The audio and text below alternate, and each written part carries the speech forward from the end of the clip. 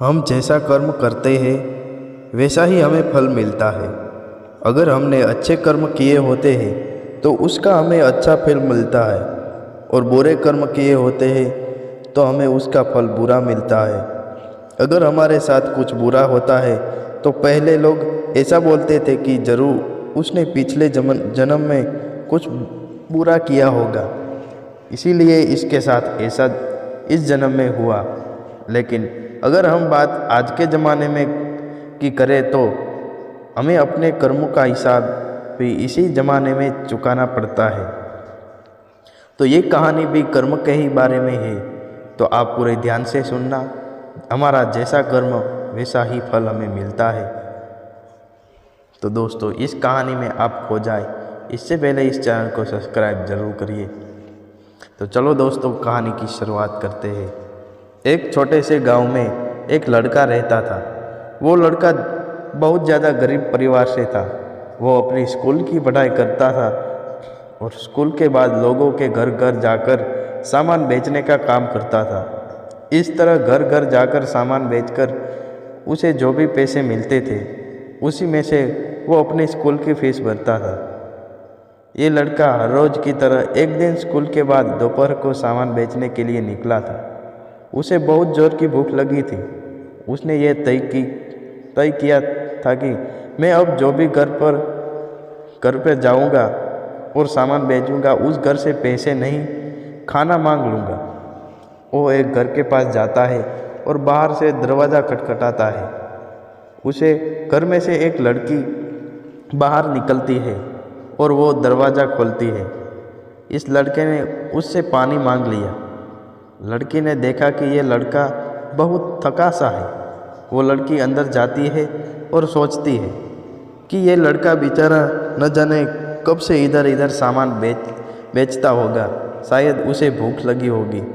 लड़की ये सब सोच रही थी और वो उसके लिए पानी की जगह दूध का गिलास लेकर उसे दे देती है। लड़का बहुत भूखा था, इसीलिए वो दूध पी लेता है और बहुत खुश हो जाता है। उसे लगता है कि इस दुनिया में अभी भी इंसानियत जिंदा है। लड़का भगवान का धन्यवाद मानता है। वो अब लड़की से पूछता है कि आपको कितने पैसे दूँ इस दूध के। लड़की ने कहा, मुझे आपसे कोई पैसे नहीं लेने हैं। मेरी माँ मुझे हमेशा ऐसा कहती है कि हमें दूसरों की मदद करनी चाहिए। लड़के ने कहा, आपको कुछ लेना है तो इस सामान में से ले सकती है। लड़की ने कहा कि आप कुछ मत दीजिए, मुझे कुछ नहीं लेना है। लड़के ने जाते हुए कहा कि मैं आपका दिल से धन्यवाद करता हूँ क्योंकि आपने मेरी मदद की है। इतना बोलते हुए वो लड़का वहाँ से चला जाता है। कुछ समय के बाद इस लड़के ने अपनी स्कूल और कॉलेज की पढ़ाई पूरी कर ली और वो एक अच्छा डॉक्टर बन गया। ये लड़का अब एक शहर में अच्छे हॉस्पिटल में डॉक्टर था। इधर इस लड़की के घर वालों की आर्थिक परिस्थिति दिन ब दिन बिगड़ रही थी।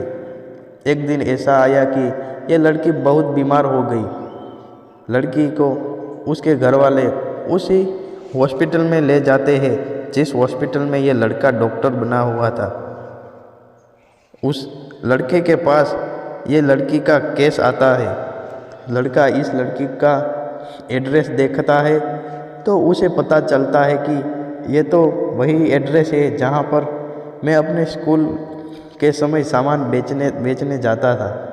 लड़के को अब उस लड़की को देखकर याद आ जाता है कि ये तो वही लड़की है जिसने मुझे मदद की थी।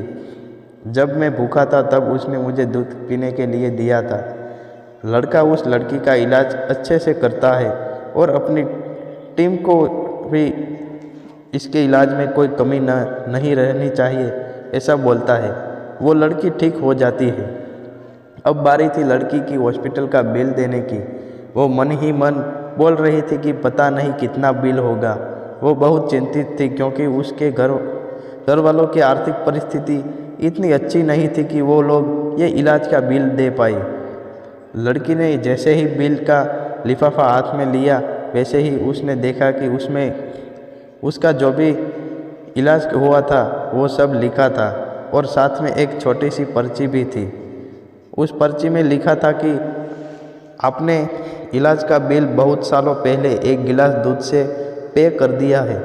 डॉक्टर तभी वहाँ पर पहुँच जाते हैं और ये लड़की उनको पहचान लेती है और उनसे कहती है कि आपका बहुत बहुत शुक्रिया। आप अगर कुछ अच्छा करते हैं तो अच्छा आपके पास घूमकर ज़रूर आएगी। हमें अक्सर हमारा कर्म के हिसाब से ही फल मिलते हैं। जैसा हमारा कर्म होता है वैसा ही हमें कर्म का फल मिलता है। अगर आपको हमारी ये कहानी अच्छी लगी हो तो अपने दोस्तों के साथ शेयर कीजिए और कमेंट में ज़रूर बताइए कि आपको ये कहानी कैसी लगी। तो दोस्तों, ऐसी ही कहानी सुनने के लिए हमारे इस चैनल को सब्सक्राइब ज़रूर करिए। तो मिलेंगे एक और न्यू कहानी के साथ। तब तक के लिए हंसते रहिए और खुश रहिए।